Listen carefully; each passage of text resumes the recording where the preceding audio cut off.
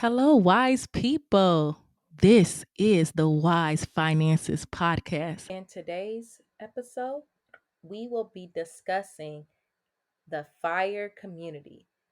FIRE stands for Financial Independence Retire Early. This is a big community, a growing community in the financial space. This is a type of method where you are putting a lot of your assets into investing to delay gratification now in order to have the independence in your finances in your life, actually, to make decisions that you choose to make.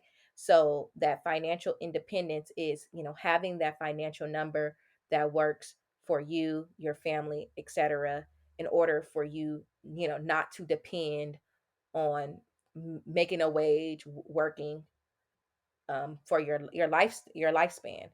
And the retire early is, right, having that freedom to necessarily not continue to work until you're 65, because you have that independence, you have that financial number that matters to you to live the lifestyle that you want to have in a retirement, in retirement, basically. So that's what fire is. Fire is a growing, like I said, is a growing community. You'll There's a lot of books, podcasts, YouTube videos on fire. I'm just here to just talk about some key guides to the fire community.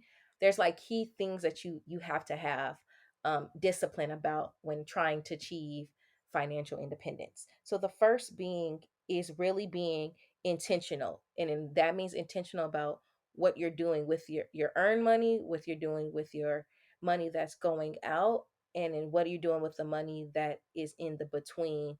That is your earn minus your expenses equals what are you doing with that money, right?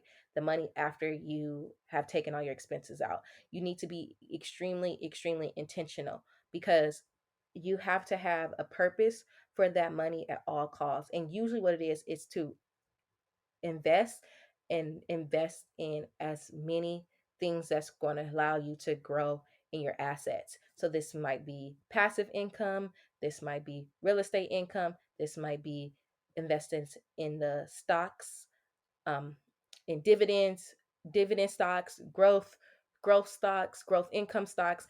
Is truly up to you, depending on what type of your number is and what when you're trying to retire. But you have to basically be putting everything towards some type of investing in order to have fire. You're intentional about cutting down your expenses. First, I'm going to talk about cutting down your small expenses, right? Because your small expenses can add up. These are expenses like your subscriptions, your memberships. You're taking a look at them, you're analyzing, is this a necessity for me to have all three streaming sites, to like Netflix, Hulu, and HBO Max? And maybe you're intentional about when you sign up for certain ones. Depends on when shows come out. Are you hacking with family? Like, because you realize that $20 of spending for all the platforms can go towards investing, and that $20 can grow, give you 10% annual in a stock market, and continue to grow years after, when you're ready to retire. So it's kind of like, that you are delaying the things that you need at in terms of today. um, and that's in terms of your small expenses. And your big expenses, which really comes down to, for most people, is housing, transportation, and food.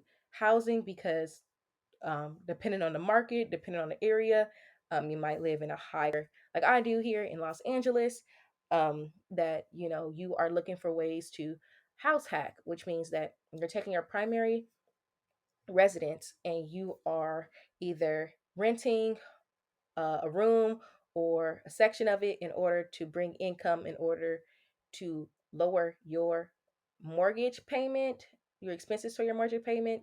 Or if you do multifamily housing, you might be covering all your mortgage expenses. So that's just something to keep in mind when you're looking at housing. Also, even if you're not house hacking, you're looking at areas, distance, um, maybe what's close to your office, your job, commuting.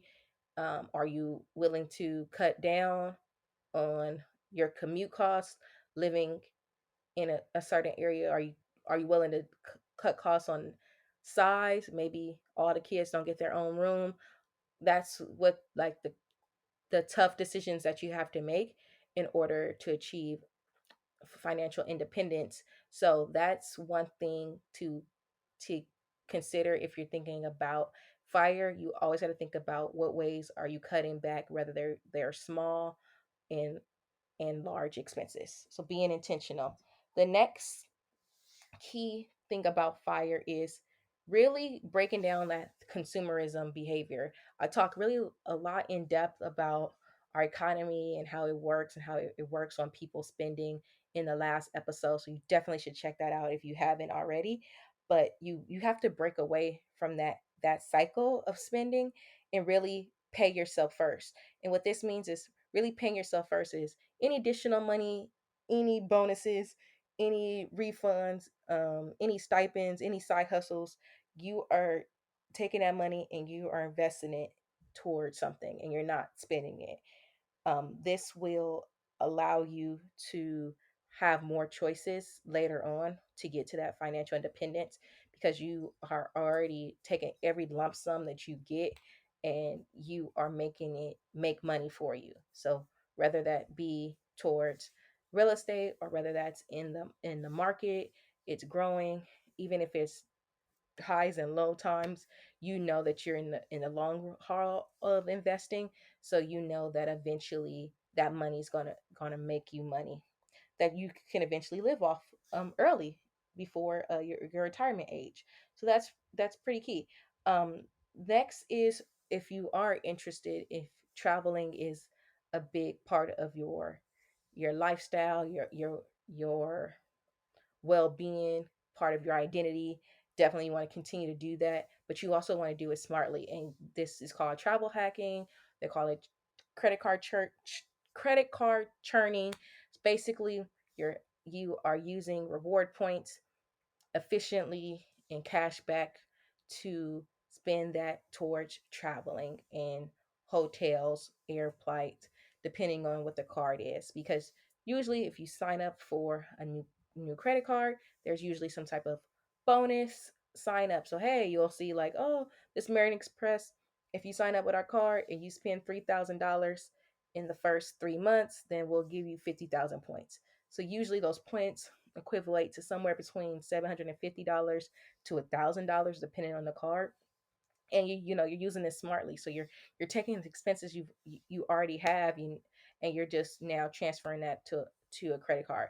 This is definitely for people who are diligent with credit cards. They know that they're not going to rack up credit card debt. They're not paying a dime in interest, because we all know that credit card debt, it works in the opposite of compound interest, right? It hurts us because we have to pay more than what we use if we get into credit card debt, and it's revolving, right? So those just comes with really challenges. So it's not meant for everyone, and that's okay. If you struggle with credit cards, I do not recommend credit card churning for you, because it's okay. It's not meant for everything is not meant for everyone. So just keep that in mind. If you are thinking about fire and you have had issues with credit card and staying within your means and credit card, then don't tap into credit card training. That's not for you. Next is um gr- really growing your investment profile and using the various accounts, whether that be HSA, your health savings account, your Roth IRA, which is your tax-free account, your 401ks, which is your tax deferred accounts, using all vessels of your investment accounts wisely. So being able to do this will allow diversification, not only in the types of types of bonds and types of stocks that you pick in your portfolio, but when you have access to them. Because you don't want to have all your money in a 401k and you want to retire early, but you can't tap into that money until you're 59 and a half. So um, those are just things to like keep in mind when you're thinking about really that retire early phase. And if you really are really of the whole fire movement and you really care about retiring early, you have to make sure your money is going in the right areas and the right places. Because just because you having the financial independence number you want, but you're not able to tap into it, then what was the point? What was the purpose? Are you going to take, or if you're going to take so much tax hit or tax burden because your money was all in 401ks and you want to retire early, like that's not the best move either. So definitely do your research, um, and educate yourself, which was my next point. Was you have to educate yourself if you're seriously considering the fire movement and retiring early. Just goes back to that point of knowing when you have access to certain money. So know when it's the right time to take advantage of tax free, like your Roth IRAs, and when you're able to max that out. Even if you have an income that's higher than the limit, there's ways that you can go around this by the backdoor Roth conversion. So this is also great too. So for those who are high income earners, um, definitely take advantage of the backdoor Roth conversion, because that's ways that you can still have your money growth tax free.